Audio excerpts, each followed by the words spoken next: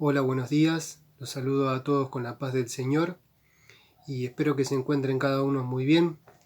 Vamos a comenzar con la clase de hoy y para esto vamos a abrir nuestras Biblias en la Epístola de Efesios, capítulo 1. Vamos a leer desde el versículo 15 al versículo 23. Dice así: Por esta causa, también yo, habiendo oído de vuestra fe en el Señor Jesús, y de vuestro amor para con todos los santos, no ceso de dar gracias por vosotros, haciendo memoria de vosotros en mis oraciones, para que el Dios de nuestro Señor Jesucristo, el Padre de gloria, os dé espíritu de sabiduría y de revelación en el conocimiento de Él, alumbrando los ojos de vuestro entendimiento, para que sepáis cuál es la esperanza a que Él os ha llamado, y cuáles las riquezas de la gloria de su herencia en los santos, y cuál la supereminente grandeza de su poder para con nosotros, los que creemos, según la operación del poder de su fuerza, la cual operó en Cristo, resucitándole de los muertos y sentándole a su diestra en los lugares celestiales, sobre todo principado y autoridad y poder y señorío, y sobre todo nombre que se nombra, no solo en este siglo, sino también en el venidero. Y sometió todas las cosas bajo sus pies, y lo dio por cabeza sobre todas las cosas a la Iglesia, la cual es su cuerpo, la plenitud de aquel que todo lo llena en todo.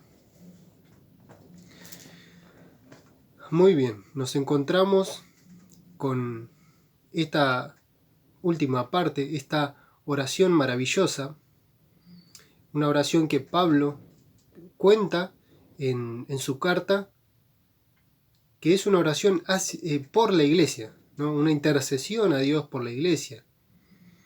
Y nos encontramos con este capítulo en donde veíamos la primera parte, cómo Pablo le muestra y le dice a la iglesia, le pone por escrito, primeramente todas las bendiciones espirituales que tenemos en Cristo, ¿no? Porque le dice a la iglesia de Éfeso, es una carta que circula por varias iglesias y hoy nosotros todos podemos como iglesia también tomar esta palabra, leerla para nosotros de parte de Dios y recibir este mensaje, ¿no? Primeramente, ¿cuáles son estas bendiciones espirituales?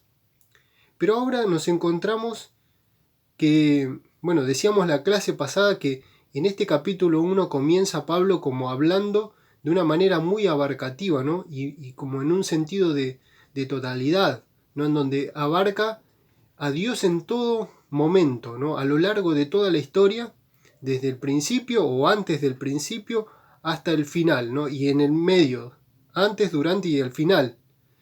Y a la vez, cuando vemos esta última parte del capítulo 1, nos encontramos que también Pablo expresa de alguna manera todo lo que es la Trinidad, encontramos manifestada en estos versículos, ¿no? En todo este capítulo 1. Empieza la primera parte hablando de Dios allí antes de la creación, predestinándonos, eligiéndonos, ubica al Señor Jesús siendo el Redentor de nuestras vidas, y en la última parte hablaba del Espíritu Santo y que con el cual nosotros fuimos sellados. Eso leímos la clase pasada, ¿no? Estuvimos meditando un poco, y que el Espíritu Santo también es la garantía, ¿no? El último versículo, el 14, dice la palabra arras, ¿no? Que hace referencia a la garantía que tenemos nosotros de esa herencia.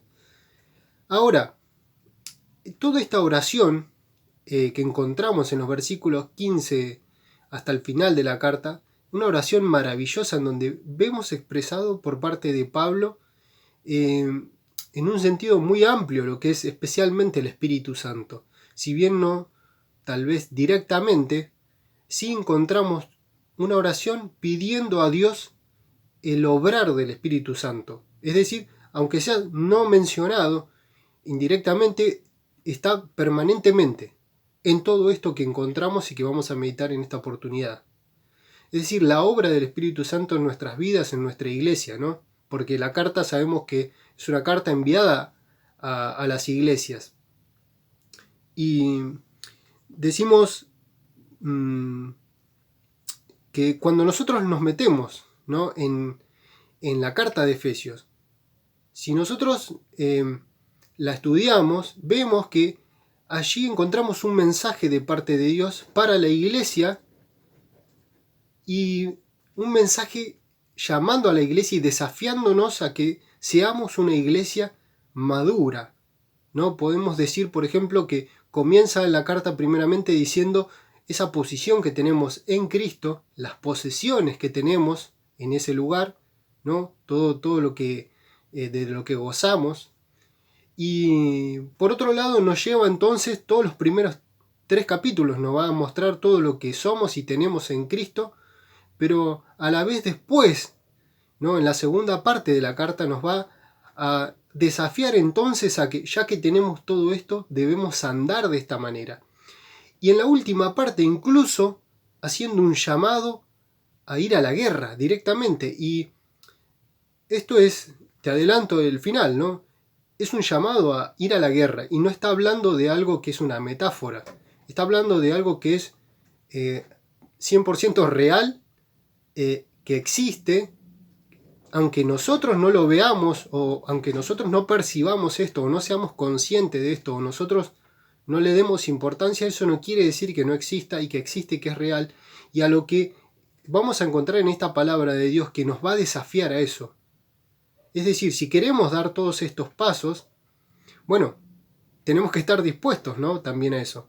Sin embargo, nos encontramos con esta oración, en donde, ya que se desafía a una iglesia a que pueda crecer, ¿no?, que pueda avanzar, que pueda servirlo, utilizar los dones y crecer hasta llegar a batallar en una guerra, entonces, bueno, pienso, ¿no?, y para meternos un poco en esta oración, si nos metemos un poco en el espíritu de esta carta, nos damos cuenta enseguida de que no se trata simplemente, ¿no?, tener madurez, no se trata simplemente de aprender una cantidad de conceptos o de entender ciertas cosas, ¿no?, palabras que son muy importantes que están acá dentro de lo que es nuestra doctrina.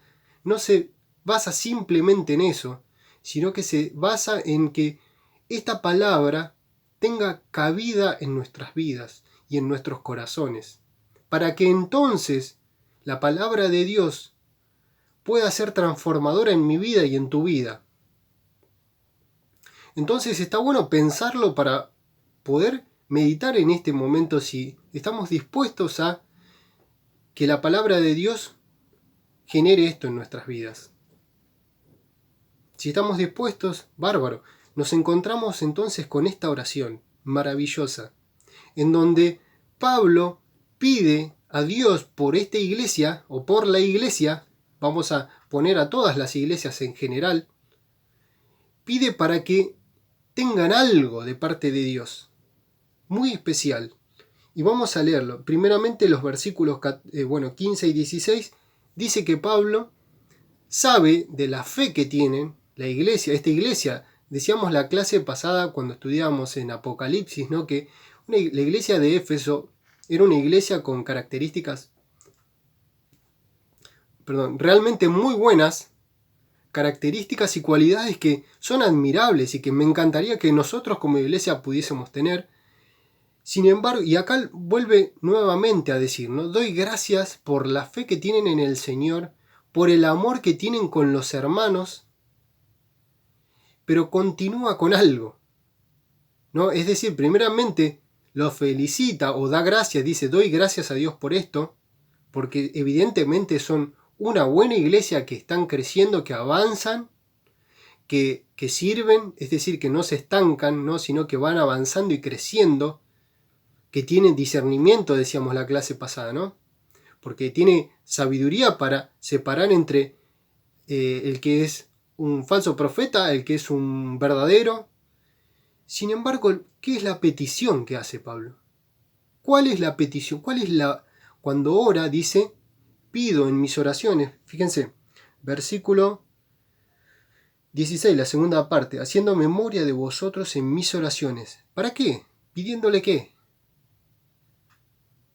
Versículo 17, y acá un poco es el corazón de esta oración, ¿no?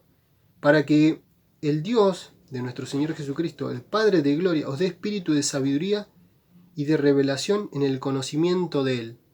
O como dice la versión NBI, que me encantó, lo que dice es, para que lo conozcan mejor. Y cuando leí esta parte en esa versión, me impactó y medité mucho sobre esto, ¿no? Sobre que lo conozcan mejor. Le está diciendo a una iglesia que conoce a Dios, que conoce la palabra de Dios, que sabe, que tiene discernimiento, es decir, que ya tiene una cierta sabiduría capaz de distinguir entre no simplemente lo bueno y lo malo, sino especialmente no ese discernimiento espiritual para ver qué es lo que esto no es de Dios, o sí. Le está diciendo a esta iglesia para que lo conozcan mejor. Y de alguna manera cuando yo meditaba en esta parte, ¿no? Digo, y tratando de ponerme un poco en el lugar de esta iglesia, de los hermanos de esta iglesia, ¿no? Allí de los Efesios, de pensar, no sé, en esa congregación, metiéndome en la piel allí de esa gente que estaba ahí, diciendo, ¿qué está diciendo Pablo? Es decir, nos felicita, pero nos dice que lo conozcamos mejor. ¿Será acaso que entonces nos estamos perdiendo de algo? Y cuando meditaba en esto, ¿no? Pienso en nuestras vidas, pienso en mi vida, pienso en nuestra iglesia. ¿Será acaso que entonces nos estaremos perdiendo de algo? ¿Será que el Señor tiene mucho más para ofrecernos? Muchas preguntas surgen a partir de acá, ¿no? ¿Será entonces, tal vez, que nos conformemos con que ya somos hijos de Dios, con que ya crecimos, hemos crecido? O que nos conformemos tal vez con que hemos aprendido muchas cosas, ¿no? Hemos ido con los años adoptando lenguajes nuevos, ¿no? Hoy hablamos de concupiscencia, hablamos de, no sé, propiciación, esas palabras rarísimas que nadie sabe, ¿no? Pero nosotros cuando empezamos este camino vamos conociendo todas estas cosas, pero ¿es eso? Es decir, y pienso, ¿no? Cuando meditamos en esto, ¿será que tenemos algo más para recibir y que de lo que muchas veces no nos damos cuenta de que nos estamos perdiendo de algo todavía mucho mayor? Pienso en Pablo. Cuando Pablo escribe esto, cuando Pablo piensa esto,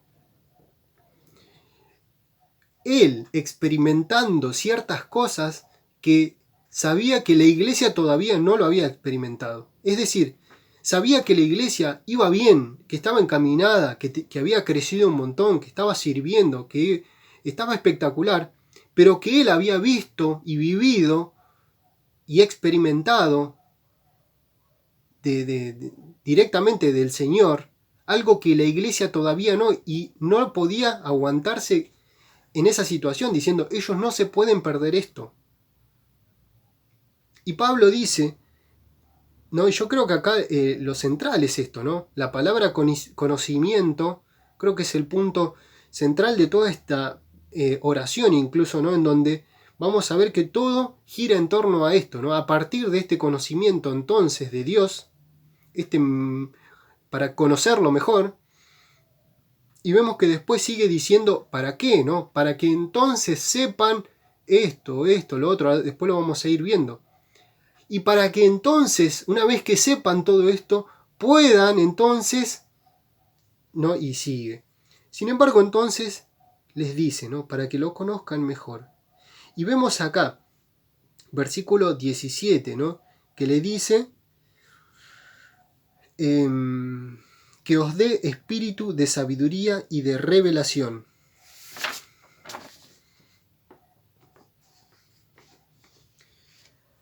Yo pienso en la palabra conocimiento, ¿no? Conocer.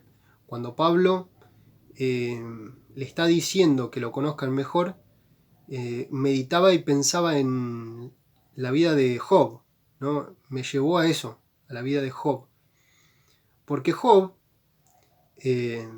los que conocemos ya esa historia, sabemos que Job comienza diciendo a la palabra que Job era un hombre justo, un hombre temeroso de Dios, un hombre que conocía a Dios y que vivía una vida, ¿no?, consecuentemente a eso que sabía. Y el diablo viene a probarlo, ¿no? Le pide permiso a Dios para probarlo porque sabía que él era bueno, que era justo, vamos a decir, ¿no?, que vivía de esta manera, en realidad, no porque amaba a Dios, sino porque nunca había pasado ninguna prueba. Entonces acontecen cantidades de pruebas, ¿no?, como a nadie le toca vivir a Job. Sin embargo, bueno, es un relato muy largo, pero ocurre algo terrible en la vida de Job, porque él siempre sigue confiando en Dios, pero a la vez cuando es acusado por sus amigos, él incluso defiende su postura porque sabía que él era íntegro y sabía que él no le había fallado a Dios, que él no merecía ese castigo y que el castigo que él estaba, o todo lo que le estaba pasando, no era producto de algo que él hubiese hecho. Sin embargo, en un momento, al final de todo, Dios se aparece a él, a Job, en un torbellino, ¿no? Y vemos ahí que, en el relato, que Dios le comienza a hacer un montón de preguntas a Job. Y le empieza a decir, a ver vos, que decís que fuiste esto, que hiciste aquello, que hiciste lo otro, que en realidad Job no estaba diciendo nada que no fuera cierto. Sin embargo, Dios le dice, ¿dónde estabas vos? A ver, respondeme ahora. Cuando yo hacía la tierra, cuando yo hacía esto, cuando yo hacía los mares, y le empieza a hacer un montón de preguntas que Job queda y se tira al piso, no sabe, ¿no?, qué responder, y dice un poco lo que acá Pablo de alguna manera está llamando, ¿no?, a decir. Job dice, de oídas te había oído. Es decir, como que había escuchado hablar de vos y conocía algunas cosas que escuché. De oídas te había oído. Pero ahora mis ojos te ven. Es decir, Pablo acá utiliza esta palabra conocimiento en este sentido, ¿no?, en un sentido más hebreo que griego, donde el conocimiento de la experiencia, ¿no?, de alguien que vive y que de repente ahora, así como Job, sabía de Dios, porque sabía obviamente y además vivía una vida justa, pero ahora cuando lo experimenta de primera mano, ¿no?, y directamente, Job dice, antes creía que te conocía, pero yo había escuchado algo, solamente, de oídas te había oído, pero ahora mis ojos te ven. Y Pablo lo que está diciendo es, para que lo conozcan, es para que lo experimenten de esta forma. Es un gran desafío esto. Para mi vida lo está haciendo esta palabra, y espero que para tu vida y que vos lo puedas, cada uno de nosotros podamos también recibirlo de esta manera para decir, Señor, yo quiero esto para mi vida y orar por esto, ¿no? Porque vemos acá una oración en donde Pablo le pide a Dios que haga esto, porque esto no es algo que podamos conseguir simplemente, sino que es algo que viene de Dios, que Dios es el que puede dar este conocimiento, esta sabiduría, ¿no?, por la que está mencionando. Vemos acá que pide espíritu de sabiduría y de revelación. La versión NBI traduce espíritu con mayúscula, ¿no?, es decir, como haciendo una referencia directa al Espíritu Santo.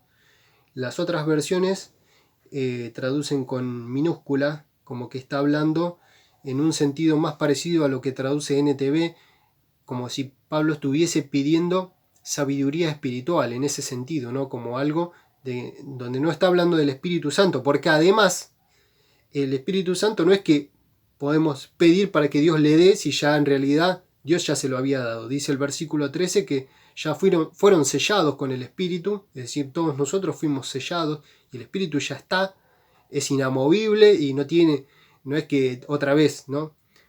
Sin embargo, lo que está diciendo en el sentido es de poder recibir ese obrar del Espíritu Santo para obtener la sabiduría y la revelación. Que en este sentido también la palabra revelación, sabemos que en la Biblia aparece la palabra revelación con distintos sentidos, ¿no? Hay dos sentidos. Uno es el sentido de la palabra revelada de Dios, en el sentido cuando habla, por ejemplo, de los profetas que recibieron esa revelación de Dios, lo cual es hoy nosotros digamos, está incluida dentro de lo que es el canon, ¿no? Y nuestra Biblia, lo mismo que los apóstoles. Esa revelación no es la misma la referencia que está haciendo en este sentido, sino más bien a la idea de revelación. La palabra revelación quiere decir descorrer el velo, ¿no? En el sentido de algo que yo no puedo ver porque está tapado por algo y que es corrido de repente el velo y entonces puedo ver, un poco en el sentido con lo que viene a decir después en el versículo 18 que dice, alumbrando los ojos de vuestro entendimiento. Es decir, para que se pueda comprender esta palabra, ¿no? Para que quede claro. Y justamente el versículo 18, ¿no? Dice, alumbrando los ojos de vuestro entendimiento, ¿no? La NBI dice, alumbrando los ojos del corazón. También algo muy bueno, ¿no? En el sentido de cuando alguien ahora puede comprender algo, ¿no? Como que no lo podíamos ver, pero en un momento de repente podemos verlo, ¿no? En ese sentido es lo que está utilizando esta imagen acá Pablo en esta oración, ¿no? Y acá, bueno, una clara referencia a lo que es el obrar del Espíritu Santo en nuestras vidas. Esto me hacía acordar algo, ¿no? Esta semana nosotros en casa, a la noche cuando vamos a leer la Biblia con los chicos, antes de dormir, siempre ellos tienen su Biblia con dibujos. Y esta semana justamente leímos una historia muy linda, muy, muy maravillosa en realidad, que es la historia de los ciegos que están en la Biblia, ¿no? De algunos de los ciegos que están en la Biblia, que Jesús les da la vista, ¿no? Me acordé por esta referencia que hice de cuando los ojos de repente pueden ver, ¿no? Porque, bueno, la Biblia para los chicos nos hacía hacer un ejercicio. Entonces, bueno, como es de noche, cerramos todas las puertas, las ventanas, y la Biblia nos proponía que hagamos este ejercicio, ¿no? De cerrar los ojos, apagamos la luz y abrimos los ojos. Y cuando abrimos los ojos, en la oscuridad absoluta, entonces ahí nos poníamos a hablar, ¿no? Y cuando estábamos con los ojos cerrados, yo les contaba a los chicos, ¿no? Lo que era la vida de Bartimeo, por ejemplo, ¿no? O del ciego que había sido ciego desde nacimiento también. Lo que era esa vida, ¿no? Y hablábamos ahí en plena oscuridad absoluta. Y bueno, yo había preparado un vaso de agua y le di a Abby, a ese, y ahí entre toda la oscuridad, con los ojos bien abiertos pero sin ver, intentaban tomar agua y decíamos que estos ciegos, su vida era así, ¿no? Comer, tenían que hacerlo de esta manera, ir a la cama de esta forma, ¿no? Ir al baño, ir a cualquier lado, todo haciéndolo de esta forma. Pero cuando Jesús viene y abre sus ojos, y cuando el Señor les da la vista, Abby me decía, imagínate lo que habrá sido, ¿no? Para Bartimeo, por ejemplo, ¿no? O para el ciego que era ciego de nacimiento, ¿no? Nunca haber visto nada y de repente empezar a ver lo que sería esa sensación. Bueno, ahora nosotros todos estamos viendo, pero cuando hacíamos este ejercicio y hablábamos en el negro absoluto, todo cobraba otro peso, ¿no? Y pensábamos en eso de a partir de que la luz se enciende y entonces vemos. Y me acordé cuando dice esta palabra, ¿no? Si bien acá no está hablando de, digamos, en un sentido de ceguera, porque dice alumbrando los ojos. Es decir, no está hablando de alguien que no puede ver, sino como que cuando intentamos ver, cuando está oscuro y no se puede ver bien, ¿no? Y no podés ver bien a ver qué es lo que es, ves algo así, pero lo ves borroso. Pero si alumbrás bien, entonces lo podés contemplar y podés ver bien, ahí está, listo, lo encontré. Y acá la imagen que utiliza es esta, ¿no? Pero Pablo acá le está diciendo en este sentido de cuando conozcan y el Espíritu Santo ilumina nuestra mente o los ojos, como dice NBI, los ojos de nuestro corazón.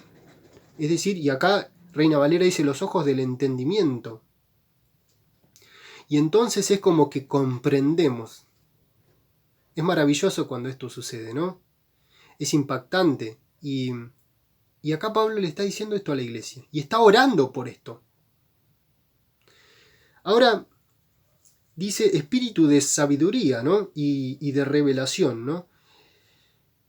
Y la sabiduría también, vemos en el versículo 8, por ejemplo, que también Pablo dice que, bueno, habíamos visto, ¿no? En el final del versículo 7 dice que en la riqueza de su gracia Dios nos da y hizo sobreabundar en nosotros en toda sabiduría y entendimiento. Ahí es el sentido, ¿no? Reina Valera dice inteligencia, pero el sentido de lo que está diciendo es de la capacidad de comprender.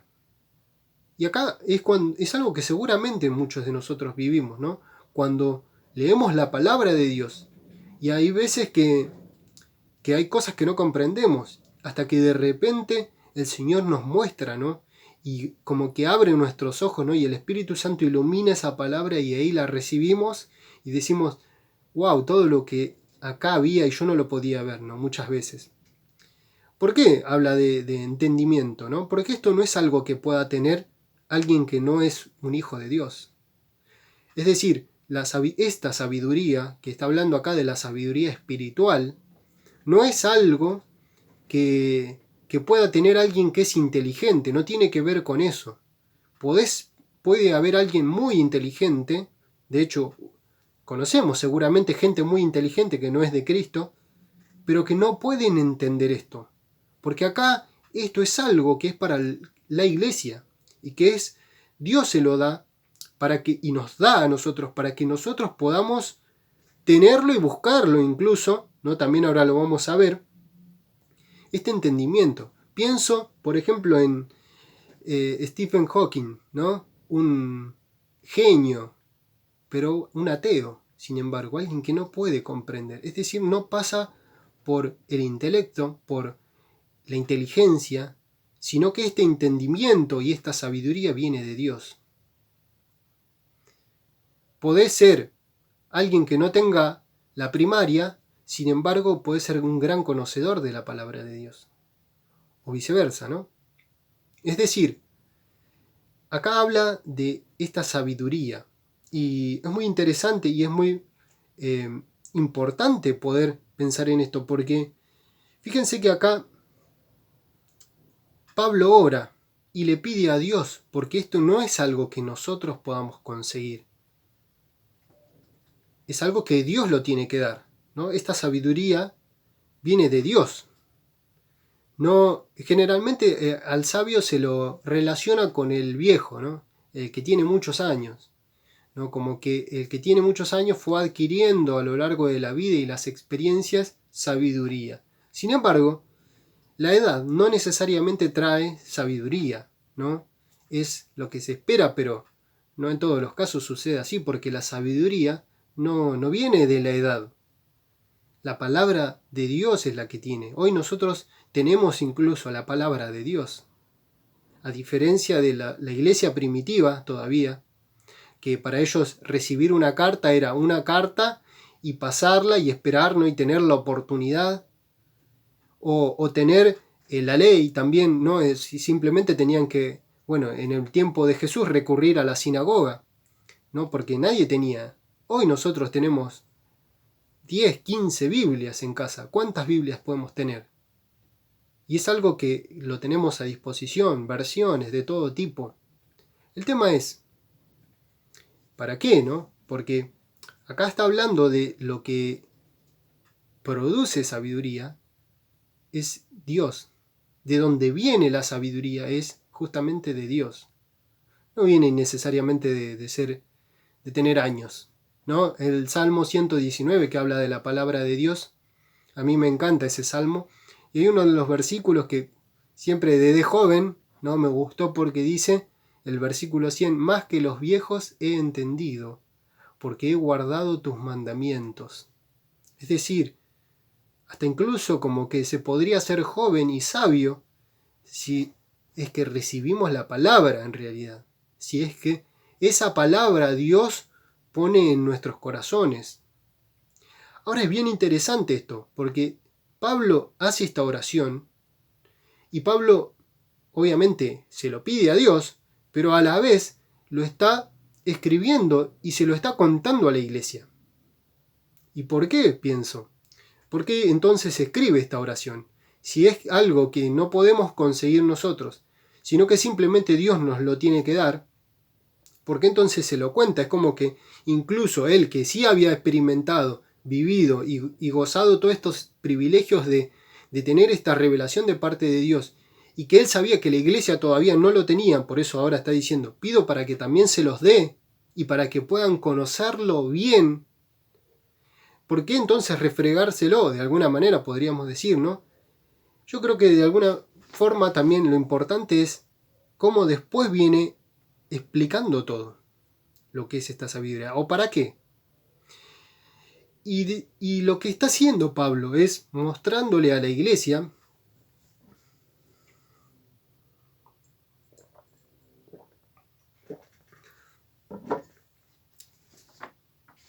que la iglesia tiene esta necesidad de conocerlo al Señor de esta forma,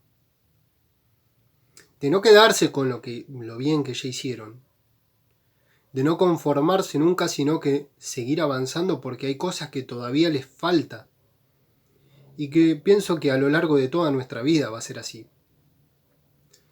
Sin embargo, se lo cuenta a la iglesia, para que la iglesia lo sepa, para que la iglesia, pienso entonces también, lo busque esto y pida también por esto, y para que nosotros podamos pedirle a Dios que el Señor nos ilumine nuestros ojos, abra nuestro entendimiento, ilumine los ojos de nuestros corazones, como dice NBI, para poder recibir la palabra y que esa palabra verdaderamente tenga cabida.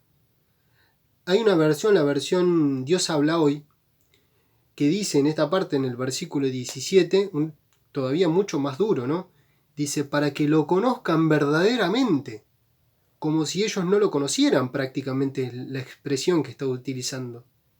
Cuando sabemos bien que la iglesia de Éfeso bien lo conocía al Señor, y vivía incluso una vida, y crecía la iglesia.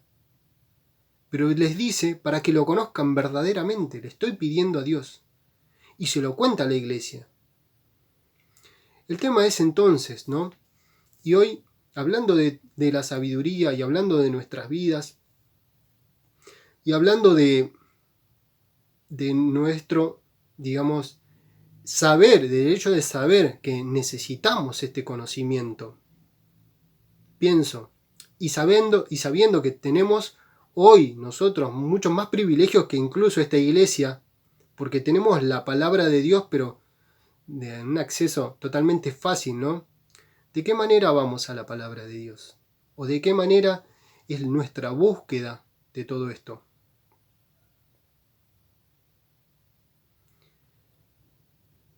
Pienso que la palabra de Dios,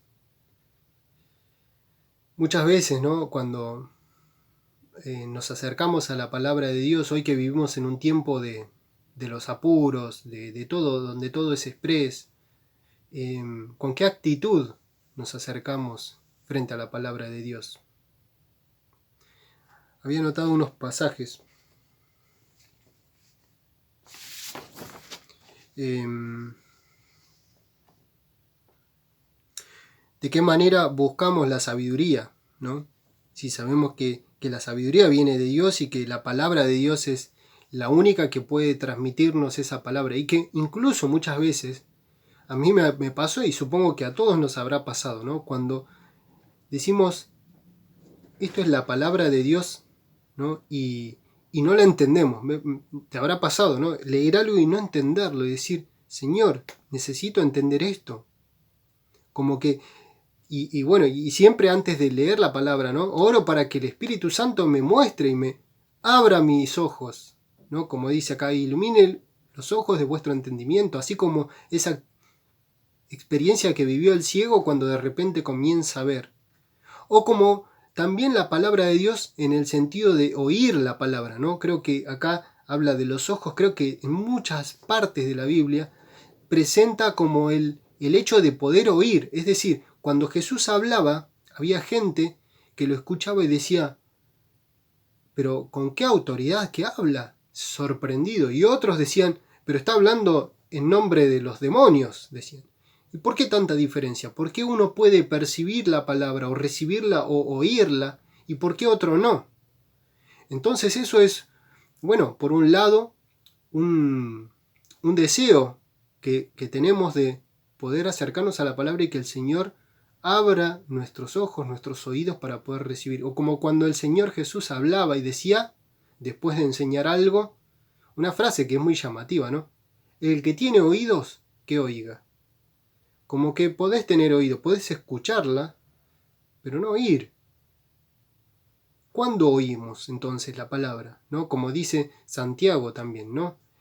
No solamente ser oidores, sino hacedores. Es decir, ahí es en el momento entonces donde esa palabra tiene cabida en mi vida.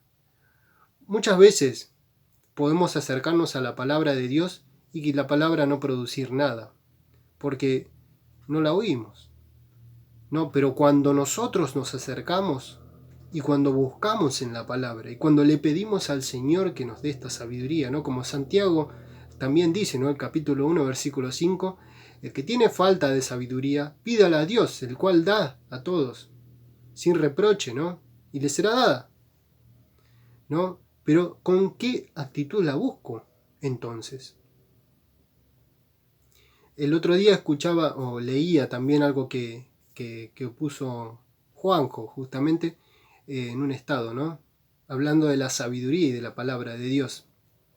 Un versículo extraordinario, Proverbios. Si como a la plata la buscares, dice. Es un pasaje extraordinario, ¿no? Proverbios, capítulo 2, que habla de toda la sabiduría, capítulo 1 y capítulo 2, el versículo 4. Si como a la plata la buscares y la escudriñares como a los tesoros, entonces, a ver, vamos a buscarlo, no me acuerdo del versículo que sigue. Proverbios.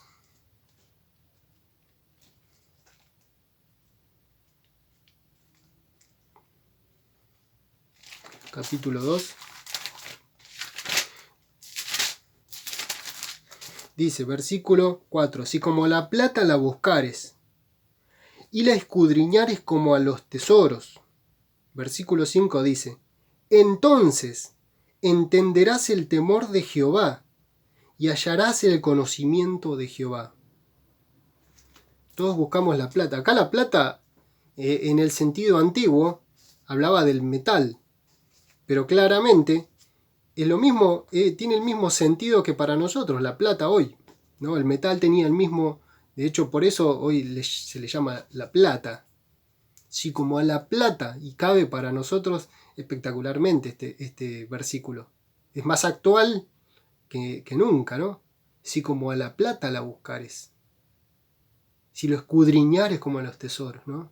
Entonces tendrás la sabiduría, conocerás la sabiduría del temor de Jehová y tendrás el conocimiento de Dios. El tema es, ¿cuál es nuestra búsqueda de esto? Yo creo que muchas veces da lástima, ¿no? Cuando se lee la palabra de Dios del celular, ¿no? No es por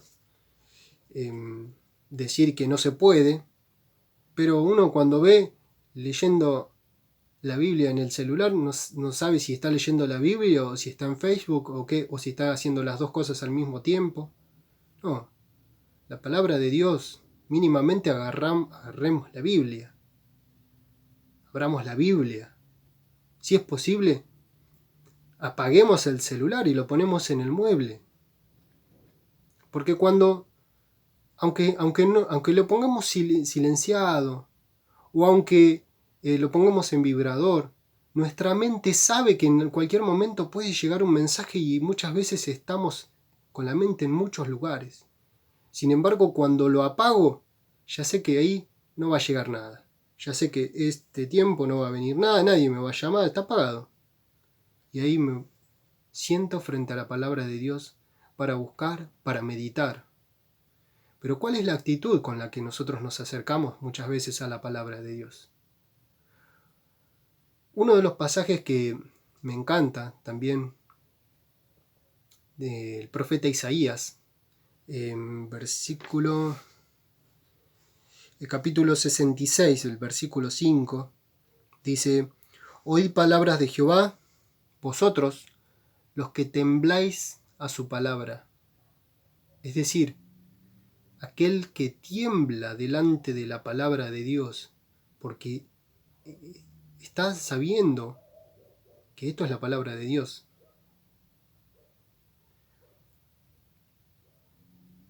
Es decir, ¿con qué actitud me acerco a la palabra de Dios? ¿Cuál es mi búsqueda de esto? Continuamos en Efesios. Dice el versículo 18, la segunda parte: entonces, ¿para qué? ¿Para qué todo esto? ¿Para qué pide a Dios que Dios le dé esta sabiduría a la iglesia? ¿No? Y pidámosle al Señor para que nos dé esta sabiduría. Versículo 18, la segunda parte dice: para que sepáis. Y empieza a mencionar tres cosas. Va a mencionar tres cosas. En primer lugar, para que sepáis cuál es la esperanza que Él os ha llamado. Es decir, cuando pensamos en el llamado, en el llamamiento de parte del Señor, bueno, creo que cada uno podemos saber que el Señor nos ha llamado a muchas cosas. De hecho, acá en Efesios vemos, por ejemplo, en el versículo 4, que dice que Él nos predestinó para que seamos santos y sin mancha. Es decir, para que comience en nosotros primeramente un proceso de santidad, ¿no? y de ser apartados para Él. Y viene mencionando varias cosas, ¿no? Bueno, para que la sabiduría, muchas de las cosas, las cuales son nuestro llamado, ¿no? Y de alguna manera es interesante lo que acá Pablo hace, porque va a contarle de alguna manera a la iglesia, en realidad, qué es este conocimiento. Es decir, primeramente le pide que Dios le dé, y después lo viene diciendo. Es decir, ahora lo va a explicar. Primeramente habla de la esperanza a la cual fuimos llamados, para que lo tengamos siempre presente y claro, ¿no? Que somos también llamados a vivir una vida, bueno, redención, ¿no? En libertad del pecado. Obviamente no podemos descartar, y acá lo vamos a ver, que una de las funciones principales en la iglesia es ser plenitud, tener la plenitud de Cristo para entonces transmitirla al mundo, es decir, de ser luz, de ser sal, el evangelismo, ¿no? El llamado al evangelismo. El segundo, ¿y cuál es la riqueza de la gloria de su herencia? Un poco ya hablamos la clase pasada de esta herencia, ¿no? Que un poco es lo que nos lleva a poner nuestra mirada y el hecho de tener claro esto, ¿no? ¿Cuál es la gloriosa herencia, ¿no? ¿Cuál es la riqueza de esta gloriosa herencia? Para poder tener claro cuál es nuestro destino, cuál es nuestra herencia, y que lo terrenal es algo que en realidad tenemos que estar esperando la venida del Señor.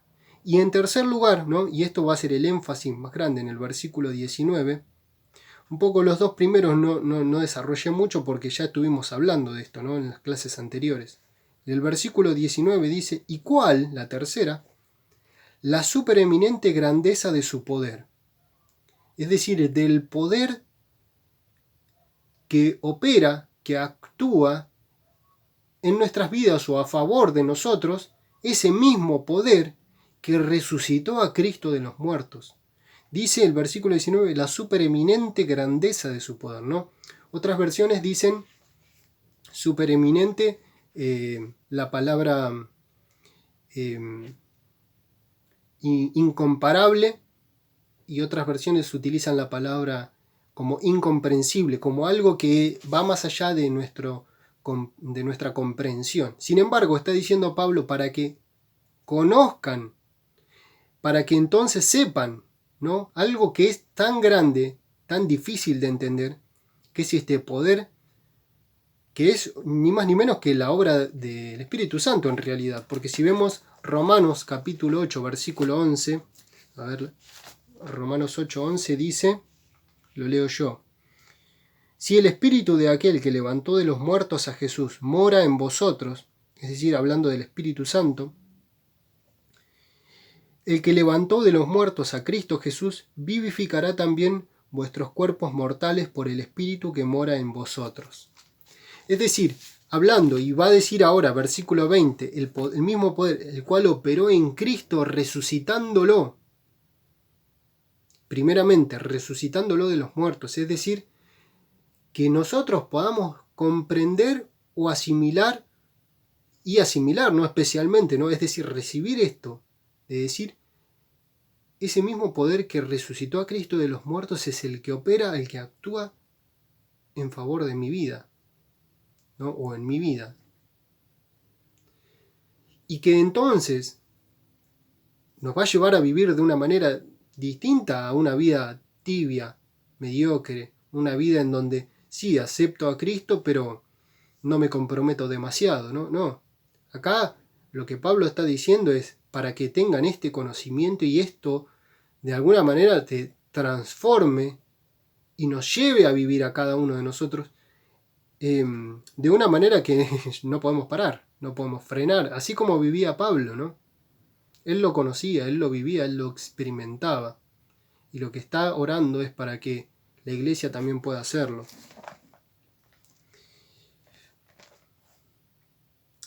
Dice el versículo 21, que lo entronizó, ¿no? Es decir, lo sentó a la diestra de Dios en los lugares celestiales, ¿no? Sobre todo principado y autoridad y poder y señorío sobre todo nombre que se nombra, no solo en este siglo, sino también en el venidero. Un poco de esto vamos a meternos también en la clase que viene, en el capítulo 2, que vuelve a hablar, ¿no?, de sentarnos en los lugares celestiales. Y el versículo 22 y 23, como termina esta oración, ¿no? Son dos versículos un poco difíciles, pero muy importantes, ¿no? Porque dice, versículo 22, y sometió todas las cosas bajo sus pies y lo dio por cabeza sobre todas las cosas a la iglesia, ¿no? Por un lado menciona cabeza, pies, someter, ¿no? Y esa relación, ¿no?, entre la autoridad. Y dice, lo puso por cabeza de todas las cosas. A la iglesia, por primera vez se menciona a la iglesia en la carta de Efesios, ¿no? Acá en este versículo, en el capítulo 1. Y la forma más clara de explicarla la encontramos en NTV. Yo se lo voy a compartir porque estuve meditando mucho estos versículos y son bastante difíciles, pero el NTV dice así, versículo 22. Dios ha puesto todo bajo la autoridad de Cristo, a quien hizo cabeza de todas las cosas para beneficio de la iglesia, ¿no? Porque en Reina Valera no se entiende bien cuál es la función de la iglesia, porque en realidad Cristo es cabeza de la iglesia, pero a su vez es cabeza de todas las cosas, dice. Habla de personas, buenos, malos, ángeles, demonios, todo, ¿no? Para beneficio de la iglesia. Y el versículo que sigue, ¿no?, el 23, dice, la cual es su cuerpo, hablando de la iglesia, la plenitud de aquel que todo lo llena en todo, como dice NBI, que todo lo llena por completo. Y fíjense cómo lo dice NTV. Y la iglesia es el cuerpo de Cristo. Él la completa. Y acá el sentido de esto que es la plenitud, de que la iglesia es la plenitud, ¿no? Cristo es el que le da la plenitud a la iglesia, para que entonces la iglesia pueda tener esta plenitud de Cristo Fíjense que un poco la carta lo va a seguir desarrollando, este término plenitud, ¿no? Es algo muy importante, ¿no? Y es una palabra maravillosa. Meditémosla en la semana, en nuestras vidas, ¿no? ¿De qué manera podemos tener esa plenitud o de qué manera tiene cabida en nuestras vidas eso, ¿no? Para que realmente podamos gozarla y que a partir de esto entonces podamos compartir esta plenitud de Cristo a los que no la tienen. Es una oración maravillosa. Es una oración en donde Pablo pide a Dios y a la vez le cuenta a la iglesia por lo que le está pidiendo para ellos, para nosotros, para cada uno de nuestras vidas. Espero que podamos meditar y que también sea una palabra que nos ayude a buscar de esta forma, ¿no? Tener ese conocimiento del Señor. Y para que podamos conocer esa plenitud, vivirla. Para conocer a Cristo y para la importancia de conocer también la posición que tenemos en Cristo, es importante conocer ese poder que levantó a Cristo de los muertos y que actúa, que opera en nuestras vidas o en favor de nuestras vidas. Vamos a orar. Señor Dios y Padre, te damos gracias por tu palabra, por esta carta maravillosa, Señor. Y encontramos aquí, Señor, una oración extraordinaria, maravillosa, que nos desafía, Señor, en primer lugar, a pensar si acaso hay cosas que nos estamos perdiendo.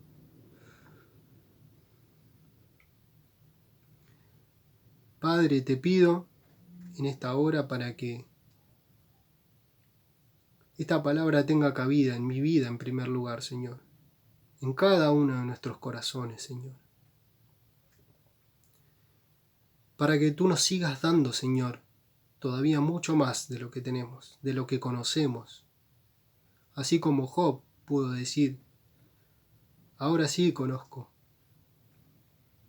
Señor, en el nombre de Cristo Jesús te lo pedimos, lo clamamos, Señor, que cada vez que nos acerquemos a tu palabra, lo hagamos con toda pasión, con todo amor y con esta búsqueda, Señor, de que tú nos hables, que abras nuestros ojos, que podamos oír, Señor. Padre Santo, en el nombre de Cristo Jesús te lo pedimos y te damos gracias por todos los privilegios que tenemos. En el nombre de Jesús, amén.